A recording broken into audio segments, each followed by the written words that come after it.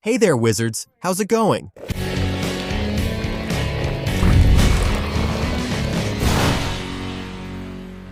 I'm in London, and I came here to show you the real Harry Potter locations.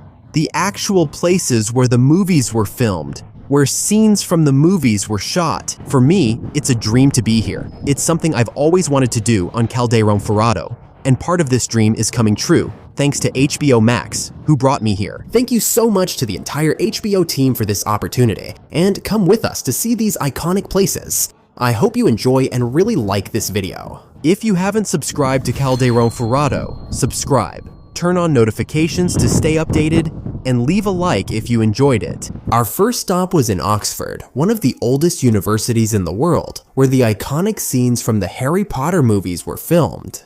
Oxford is a group of more than 30 colleges, and the first one we visited was Christ Church, where the scenes from Philosopher's Stone and Chamber of Secrets were filmed.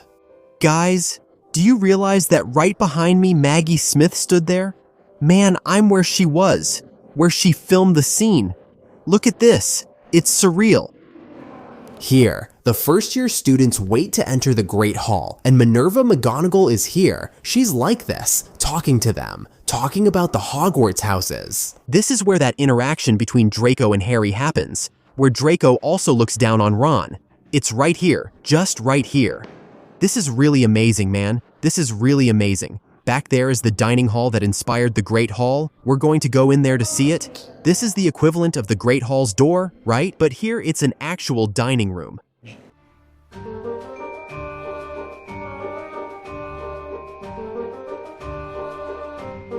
The Great Hall from Harry Potter is totally inspired by this one, look. Look at the structures, the paintings, everything. The scenes from the Great Hall weren't filmed here. The Great Hall is a set built in a studio. I'm looking here. Here, look. This little part here behind me. When Harry comes back from the hospital wing, after defeating Quirrell, right, Hermione and Ron are waiting for him up there. Right there, look. Right here, look. And the Chamber of Secrets was also filmed here, where Harry and Ron arrive late, running, and go up the stairs and end up running into Filch. It's right in this spot here. And I'm speaking quietly because the instructions say you have to speak quietly here, since, you know, there are people studying even with the tour going on.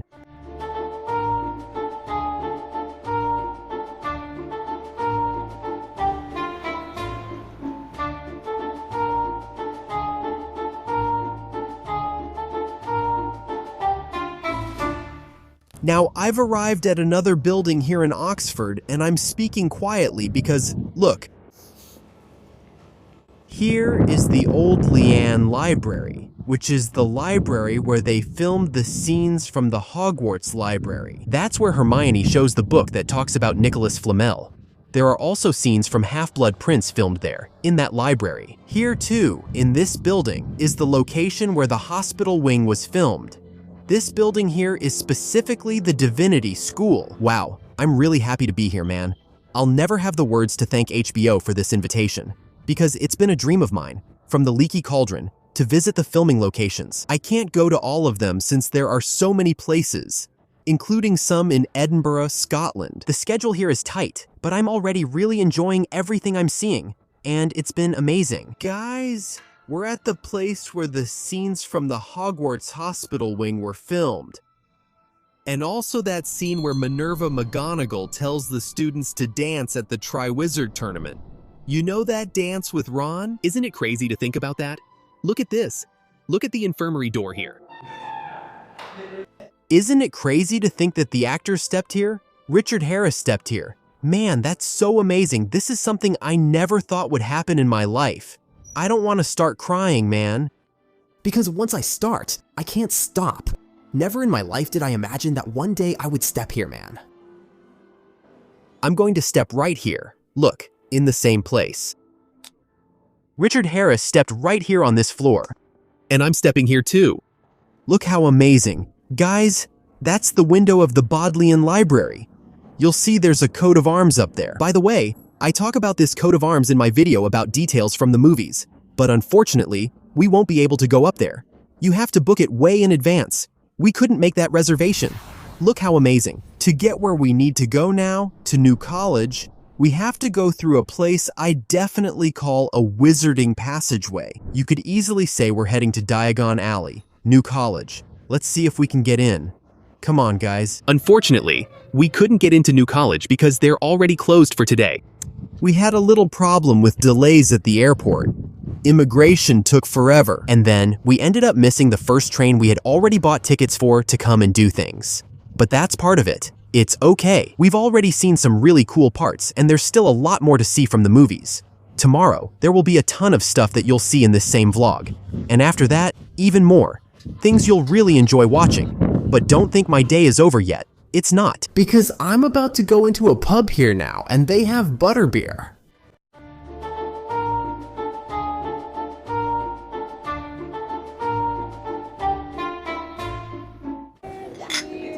Guys, the butterbeer is alcoholic. I don't drink alcohol. But hey, I'm going to try it.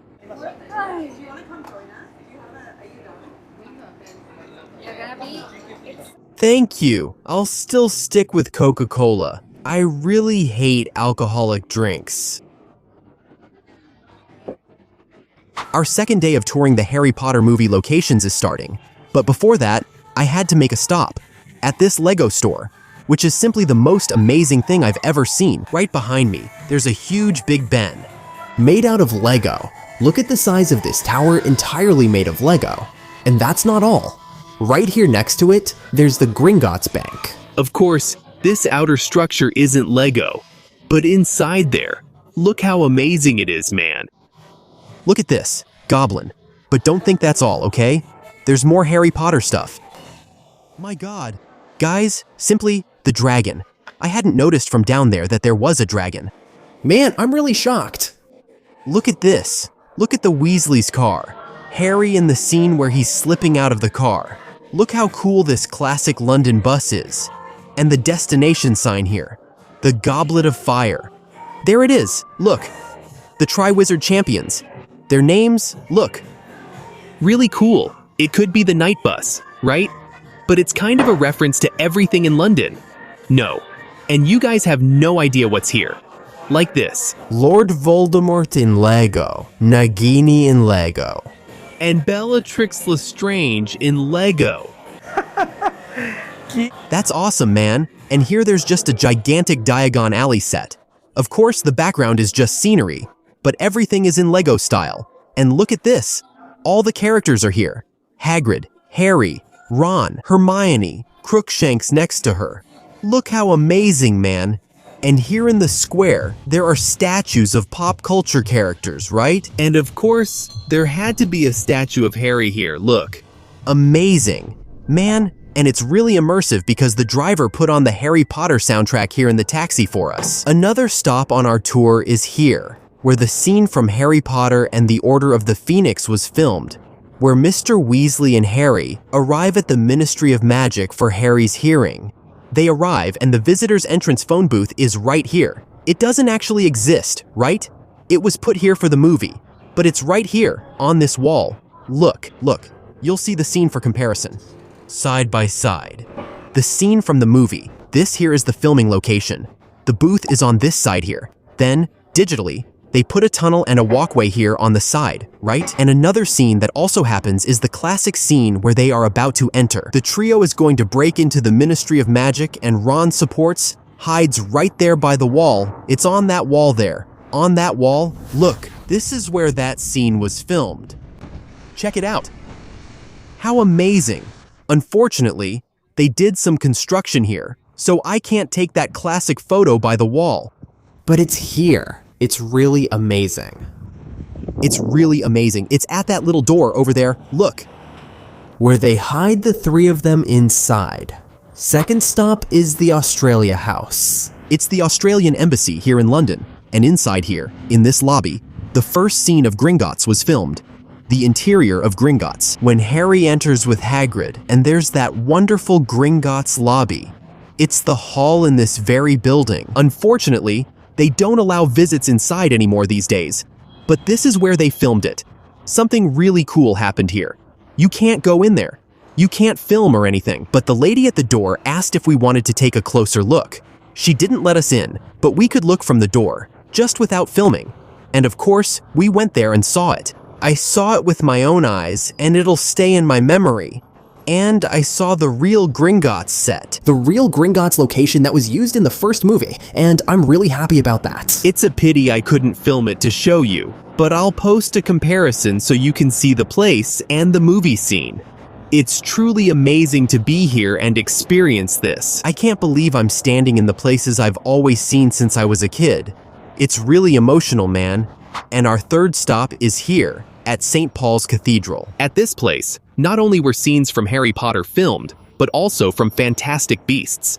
You know in Fantastic Beasts, The Crimes of Grindelwald? When Newt talks on a rooftop with Dumbledore, when Dumbledore casts a spell, he makes the whole city foggy. It's at this cathedral. It's on top of this cathedral. That clock over there appears in the scene from Fantastic Beasts. And the other scene, the indoor scene that was filmed there, is that staircase scene. You know that circular staircase where they come out of the divination classroom? It's inside here. Unfortunately, you can't go in either. I mean, you can, but you need to buy a specific ticket for a specific tour that goes through that staircase. But we're just going to see it from outside. But another stop on our Harry Potter locations tour, and I'm in front. Well, not in front.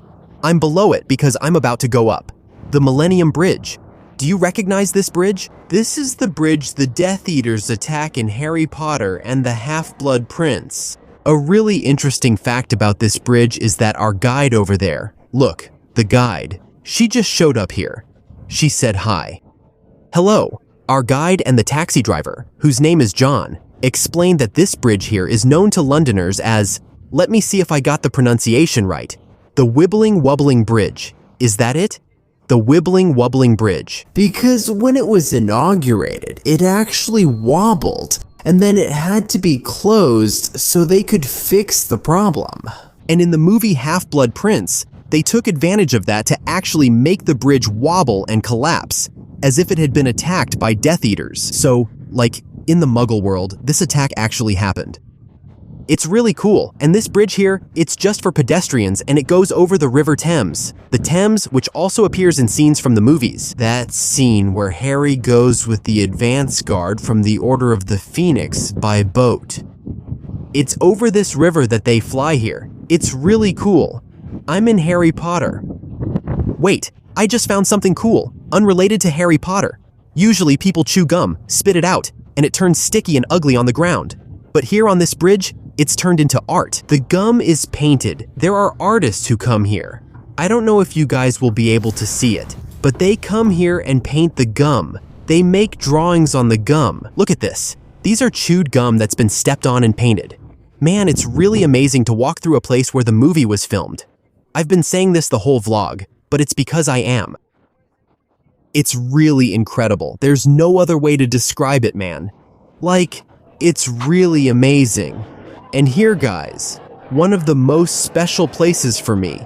The night bus stops under this bridge here to drop Harry off at the Leaky Cauldron in Prisoner of Azkaban. And the entrance to the Leaky Cauldron is right here. And it's full of stalls here because it's a big market. This is a market that's over 1,000 years old.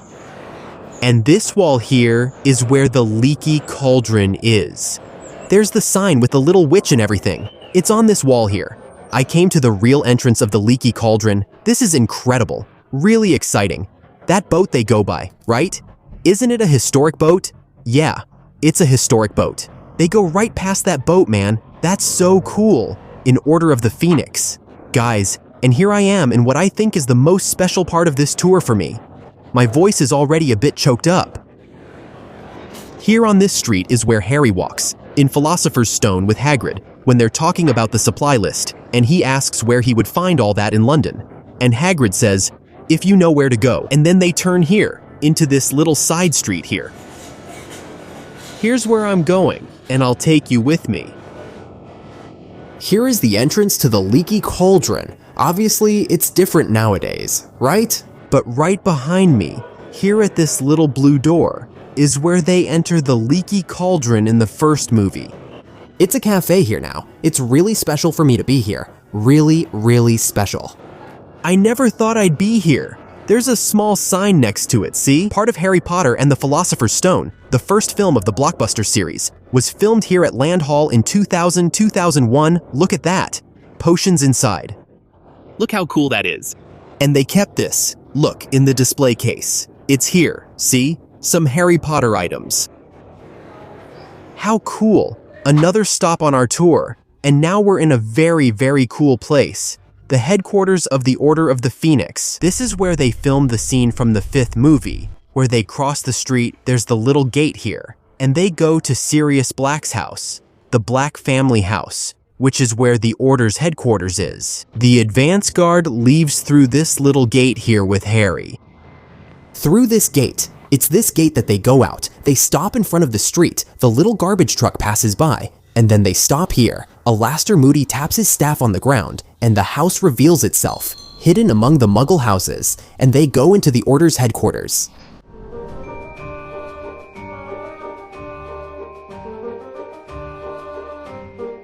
I'm riding on a classic London double-decker bus. We're going to King's Cross Station, and we took the bus quickly to get there. One of the last stops on our tour today is St. Pancras Station.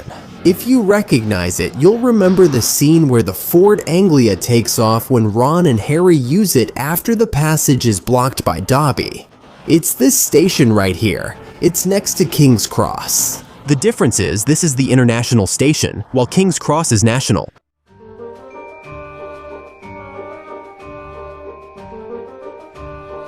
Guide Nadia, she's awesome because she talked to the guy over there and got us in here at King's Cross Station, since you usually have to buy a ticket to enter. But we didn't have to buy one. We got in here, and now, here's something, a fun fact I didn't know about Harry Potter that really shocked me. The scene at platform 9 3/4 wasn't filmed between platforms 9 and 10. Can you believe that? It was filmed between platforms 4 and 5, which is right here. This arch, here, look. Here. It's right here. I'm at platform 9 3/4, at least where they filmed it, right? Dobby closed the wall again here, and I don't have... That's the only reason I'm not going to Hogwarts. That's the only reason, because Dobby closed it and my flying car is out of gas. But here... Aqui. This is the wall. It's funny because the wall is thinner, right? In the movie, they made it wider. But this is where they go in. Man, that's amazing. It's right here. Man, they stepped on this floor. Amazing. Here on this bridge, where I am now, you can see the trains over there. It's that bridge where Harry and Hagrid are walking. And then Harry says, it says here platform 9 3/4. That number doesn't exist, does it? The scene is shown exactly in this direction. This is where people take that famous photo at platform 9 3/4 with the cart. There's no cart today. I don't know why, but it's here, and here's the store. Harry Potter Shop, the official store at platform 9 3/4. Guys, platforms 9 and 10 at King's Cross are going to be very disappointing. I'll show you. These are platforms 9 and 10 over there. Ali. 10, that's it. 9, over there, those two, over there. The train leaves from there, right? That's the train leaving from platform 10, and the train leaving from platform 9. There's a gap in the middle. See? Between platforms 9 and 10. That's why it makes sense in the story, but visually it's not here in the movie. I'm really shocked. I had no idea about that. I had no idea. And the real-life platforms 9 and 10 are pretty disappointing.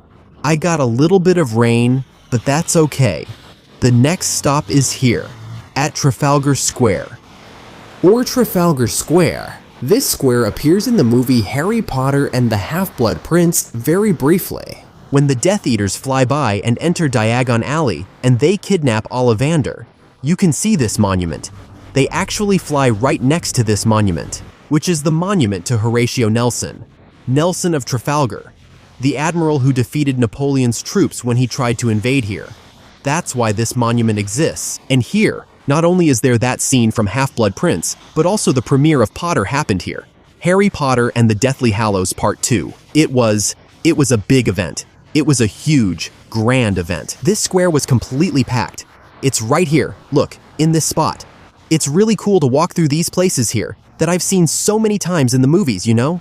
It's really, really amazing. A really, really cool fact, man, is that this building here, behind me, this one on the corner, is the South African Embassy here in London.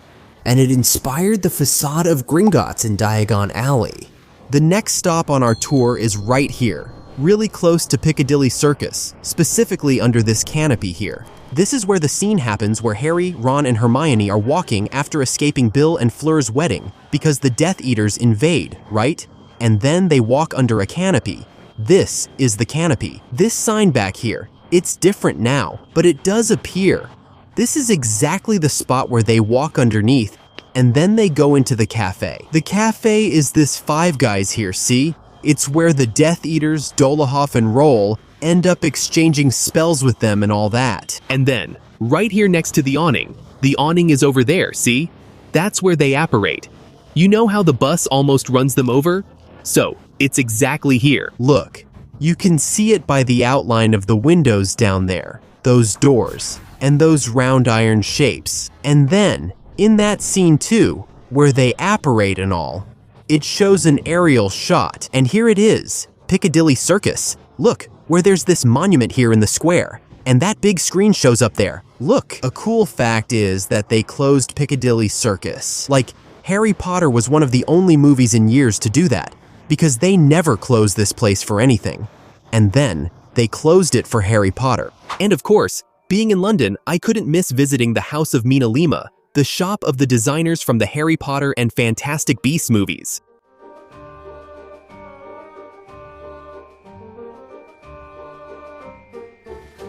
All of this here that's locked up is because it was used in the movies. Snape's book. It's such a crazy feeling coming to London because you feel so close to the Harry Potter movies. All of this here is made up of props used in the movies.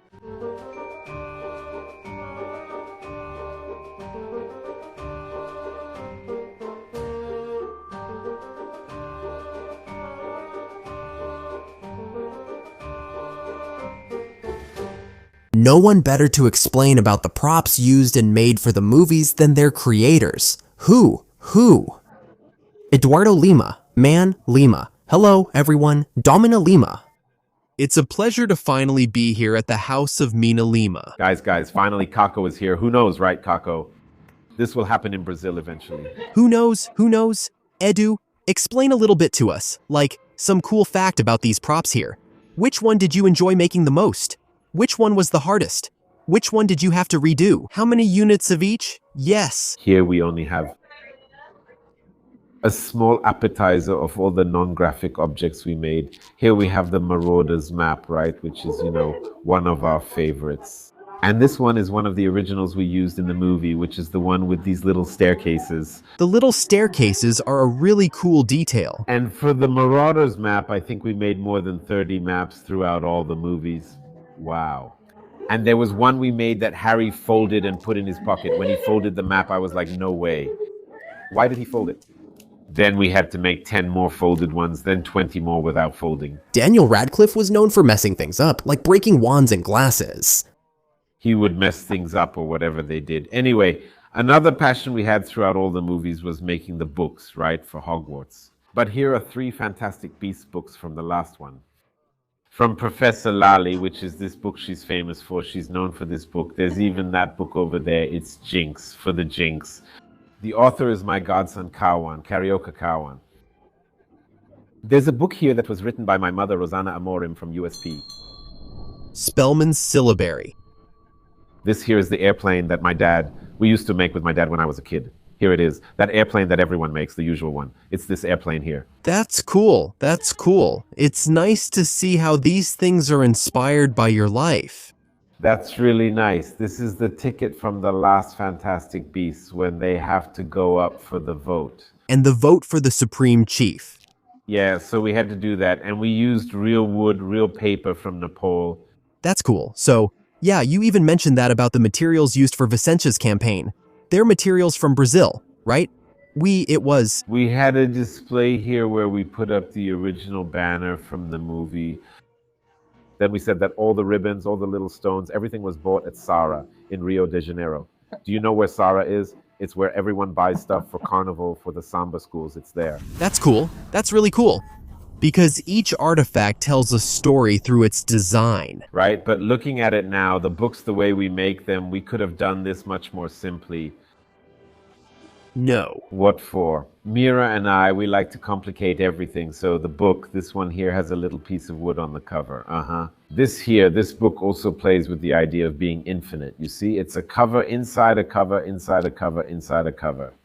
I find this piece by Rita Skeeter beautiful. This was the only one where we didn't really, well, you know that J.K. Rowling wasn't very involved in the production all the time, but one note she gave us about this book was that it had to look like a cheap book you'd buy at the airport. That was the thing. I was like, pff. So basically what we did was use a really bright pink and green, this flashy and exaggerated look on the cover, because everything is original, all right?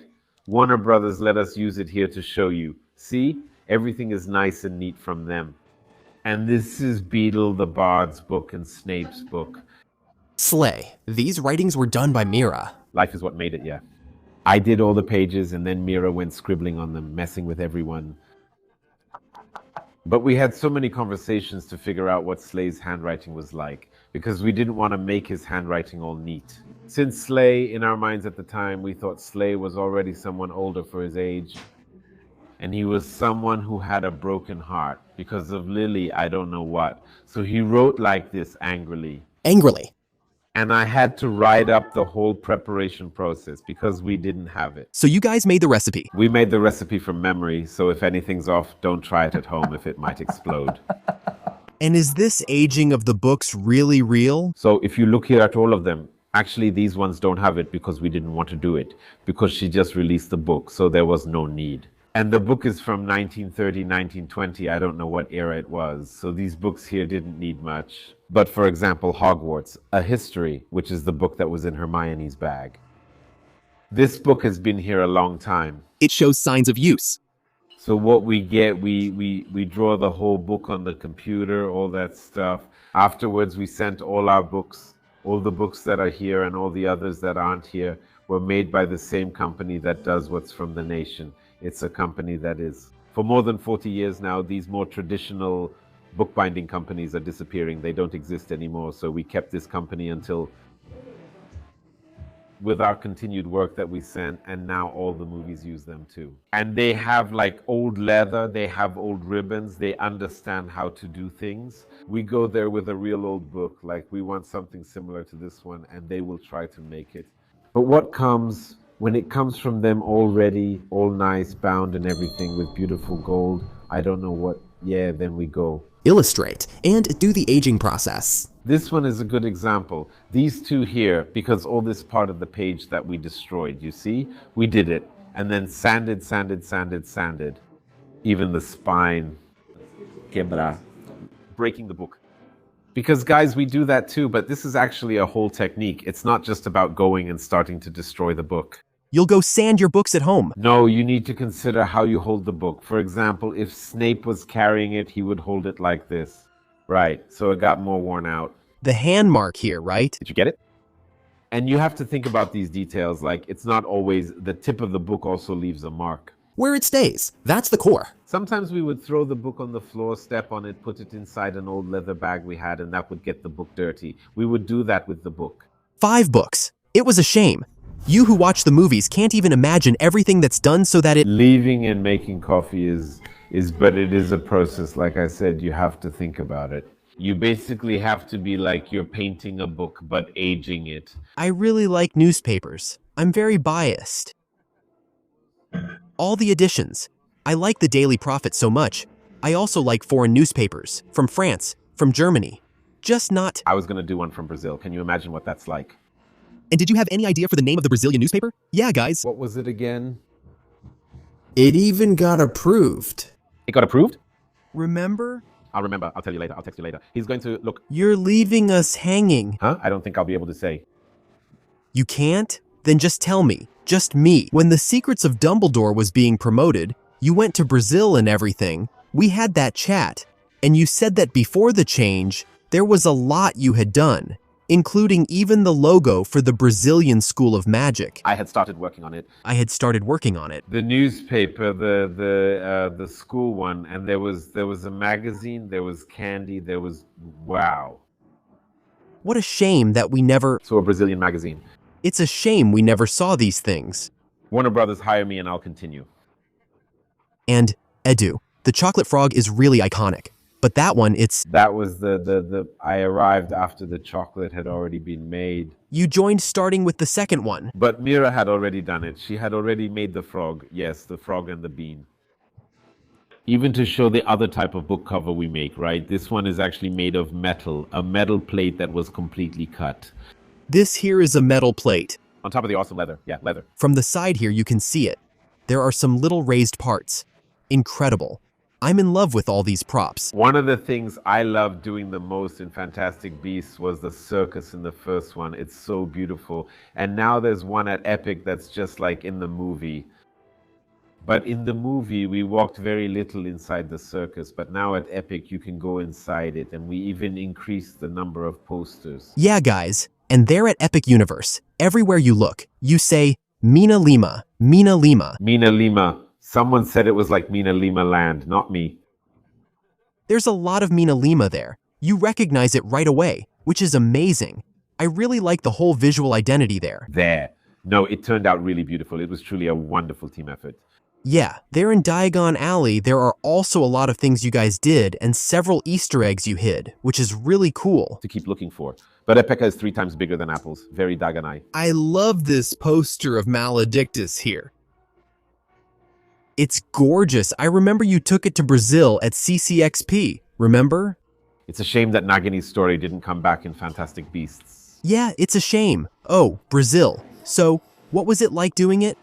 This was a delight to do. But I was, like I already told you, sorry guys, I was scared of doing something that you all wouldn't like. No, I'll be honest, it's really beautiful. But then you look here at the comparison with all the other ministries. It stood out. Yeah, it stands out. Of course not. No, it's the British one that's here. So it had to be something like this. Yes. There was no way. I think the 2 most beautiful ones are the ones from Brazil and China. It has really striking colors, and that dragon in the middle really stands out. I also like the one from France. I have to say that I like all of them. Right? No, but if I had to choose, my 2 favorites are these 2, Brazil and China. The one from the United States is really beautiful, and the one from France is also really beautiful. But for the United States, we also made it intentionally more institutional, more formal. Because if you look, everything we do, we look at a lot of references. We spend weeks looking at a lot of things. That's what I did for Brazil too. I looked at all the official coats of arms of the Brazilian government from the time of the empire up to now. I also went to several places in Brazil just to observe coats of arms, what came from Portugal, all that kind of thing. And the ones from the United States, if you look at most of the coats of arms, seals, and institutional logos in America, they have this thing with birds, which is an eagle. Aha, yeah, actually all of them, if you start looking and researching all these institutional logos, there's always a bird. MinaLima here. It's really a treat for the eyes for everyone who's a Harry Potter fan. If you come to London, visit it. You have to come here. You have to come. There are some in other parts of the world, right? At the studio itself, in Leavesden, there's a little section. There is. They have it at Universal. We have it. Sorry, guys, you're going to be mad. We have 2 in Japan now. 1 in Osaka and 1 in Enonada.